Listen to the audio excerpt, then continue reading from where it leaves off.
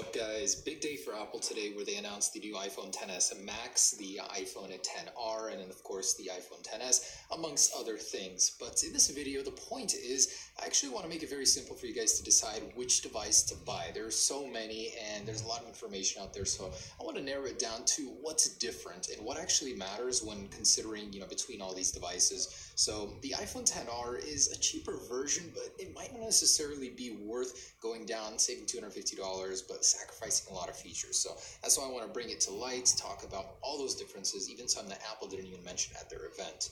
And so if you're trying to decide between the XR, XS, or XS Max, hopefully with this video it could help you decide between all of these. The first point I want to make is size, something not a lot of people consider before getting a new phone. The iPhone XS Max is absolutely huge. It's a massive display. You're going to get a lot more content visible there, but it is massive. It's basically a Plus series phone, but all display.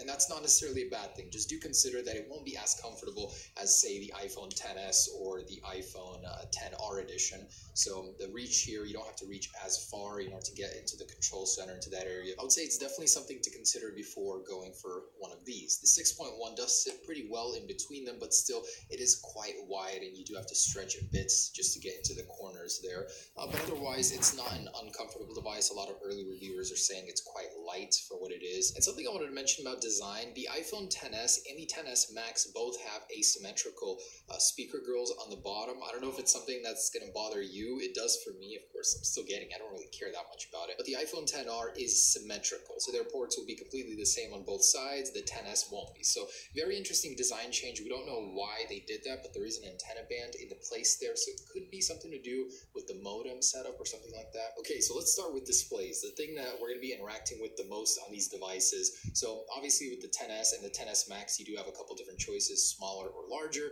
and with the iPhone XR, it goes smack dab in the middle at 6.1 inches. Size is size, that's your preference, but the technology behind the display is massively different. Here we've got, as Apple calls it, a liquid retina. This is a super retina. Now Apple's made some improvements to that, so the contrast. We are at war. Valentine is raising a new army, and one of our own has joined him. We both want the same thing, to save this world. If you kill him, you kill a part of me. You don't have to protect me anymore. You think you understand this world, but you don't.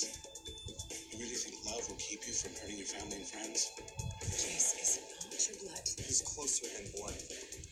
I don't want to hurt anybody. That's too bad, because we do.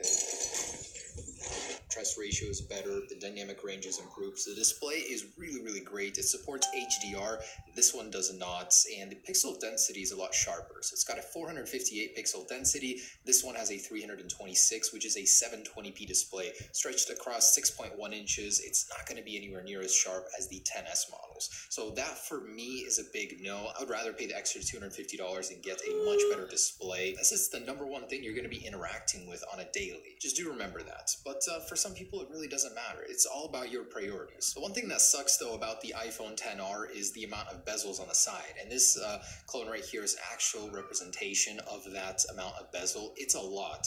So they're chunkier than the XS or XS Max models. Just, it's not going to look as sleek, I guess. Usually OLED does have better viewing angles, possibly less reflections. Brightness-wise, they're the same, but it's still going to be the best LCD ever made. It's just not as good as an organic LED display. Don't get this, Apple has completely removed 3D touch from the iPhone XR, so no longer are you going to get that pressure-sensitive display. They've replaced it with something called the haptic touch, where if you hold something, it responds with a haptic movement using the haptic engine. It's going to feel similar, but it won't be the same functionality. So if you guys use 3D touch on a daily, if you love it, you won't be getting it on